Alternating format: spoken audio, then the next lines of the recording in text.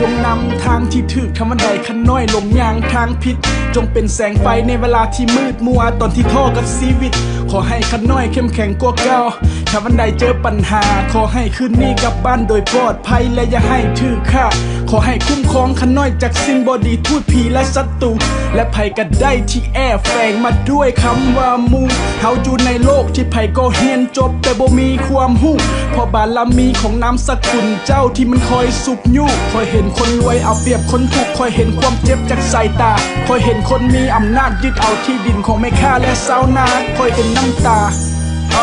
ของเจ้าที่ลิ้นไหลได้โปรดจงหับฟังคำอธิษฐานที่กำลังจะเอ่ยไปขอให้พระพุทธเจ้าจงคุ้มครองคนลาวทุกคนขอให้พระพุทธเจ้าจงคุ้มครองคนลาวทุกคนขอให้พระพุทธเจ้าจงคุ้มครองคนลาวทุกคนขอให้พระพุทธเจ้าจงคุ้มครองคนลาวทุกคนขอให้พระพุทธเจ้าจงคุ้มครองคนลาวทุกคนขอให้พระพุทธเจ้าจงคุ้มครองคนลาวทุกคนขอให้พระพุทธเจ้าจงคุ้มครองคนลาวทุกคนขอให้พระพุทธเจ้าจงคุ้มครองคนลาวทุกคนสังคมเดี๋ยวนี้มันยากที่จะเบิ่งออกว่าไผเป็นจังใดเขาอาจจะดีกับเจ้าแต่ก็บ่ได้หมายความว่าเขาจริงใจเพราะโจรสมัยนี้มันบ่ได้จี้แต่รถทัวร์แต่จงระวังอีกโจรที่มันอาจจะมากับคนในครอบครัวค่อยฮู้ว่าเจ้าเมื่อยกับการเฮ็ดดีแต่บ่เคยได้ดีค่อยฮู้ว่าเจ้าท้อกับโชคชะตาที่มันเป็นแบบนี้แต่ลองเบิ่งไปอ้อมข้างคนที่ถูกกว่าเจ้าก็ยังมีบางคนบ่มีพ่อมีแม่บ่มีข้าวกินไปยังเบิ่งเขาคือแฮปปี้นี่แม่นของขวัญจากเทิงฟ้าชีวิตห่างไกลและก็ลมหายใจอยู่ใส่ไผเคยเว้าเกิดมาชาตินี้กูบ่เคยได้สิ่งใดจงภูมิใจในสิ่งที่มีและชีวิตเพิ่นมอบให้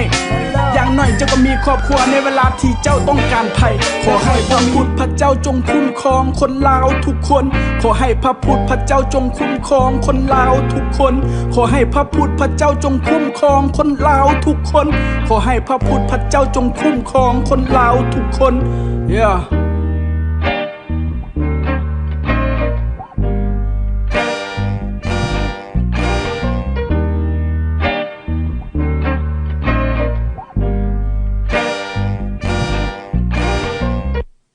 ข่อยบ่ฮู้ว่าโชคชะตามันจะพาข่อยย่างไปทางใดแต่ตราบใดข่อยย่างในเส้นทางแห่งคำสั่งสอนของพระพุทธเจ้าข่อยมั่นใจว่าข่อยกำลังย่างไปในทางที่ถูกขอให้พระพุทธเจ้าคุ้มครองทุกคนแบงค์